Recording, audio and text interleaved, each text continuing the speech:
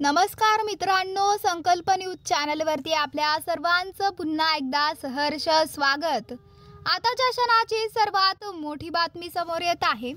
सविस्तर बातमी जाणून घेण्यापूर्वी आपण जर चॅनलवरती नवीन असाल तर चॅनलला सबस्क्राइब करा, बेल आयकॉन प्रेस करा। महाविकास आघाडीत ठाकरे गट मोठा भाऊच्या भूमिकेत राहणार आहे। विधानसभा निवडणुकीत ठाकरे गटाच्या शिवसेनेला जास्त जागा मिळण्याची शक्यता आहे। विधानसभा निवडणुकीत ठाकरे गटाला मुंबईतून सर्वाधिक जागा मिळणार आहेत। मुंबईत शिवसेनेला जास्त जागा देण्यासंदर्भात बैठकीत सकारात्मक चर्चा झाल्याचं सांगण्यात येत आहे।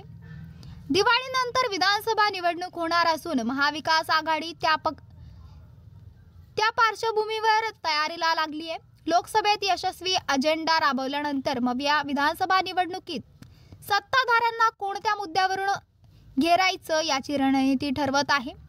विधानसभेच्या पार्श्वभूमीवर महाविकास आघाडीच्या नेत्यांच्या मुंबईत बैठका होत आहेत। ठाकरे गटाने मुंबईतील विधानसभेच्या 36 ते 20 जागांची मागणी केली आहे। ठाकरे गटाचा मुंबईतील असलेला बेस आणि लोकसभा निवडणुकीत ठाकरे गटाला मिळालेलं प्रचंड यश यामुळे ठाकरे गटाने महाआघाडीला 20 जागा मागितल्याची माहिती सूत्रांनी दिली आहे। मुंबईतील एका जागेवर तिन्ही पक्षांनी दावा सांगितल्याने महाविकास आघाडीत एका जागेवरून पेच निर्माण होण्याची शक्यता आहे। दरम्यान या बैठकीसंदर्भात शरद पवार गटाचे नेते जितेंद्र आव्हाड यांनी माध्यमांशी संवाद साधला। मुंबईत शिवसेना हा मोठा भाऊ असेल यावर आक्षेप घेण्याचं कारण नाही। जे सत्य आहे ते सत्य आहे। आजच्या बैठकीत फक्त राजकीय चर्चा झाली। बदलापूर घटनेवरून महाराष्ट्रात किंवा मुंबईत काय परिणाम होतील यावर चर्चा झाली। शाळांच्या गेटवर पालकांची प्रचंड गर्दी होत आहे। मुलं सुद्धा घाबरलेल्या अवस्थेत आहेत। बदलापूर कांड भयंकर आहे। माणुसकीला काळीमा फसणारा कांड असल्याचं आव्हाड म्हणाले।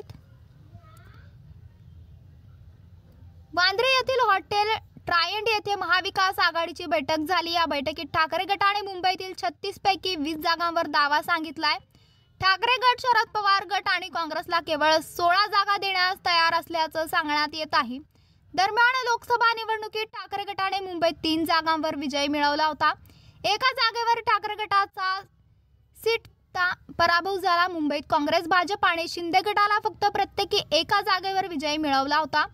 त्याच आधारे ठाकरे गटाने मुंबईतील जास्तीत जास्त जागांवर दावा सांगितल्याचं म्हटलं जात आहे।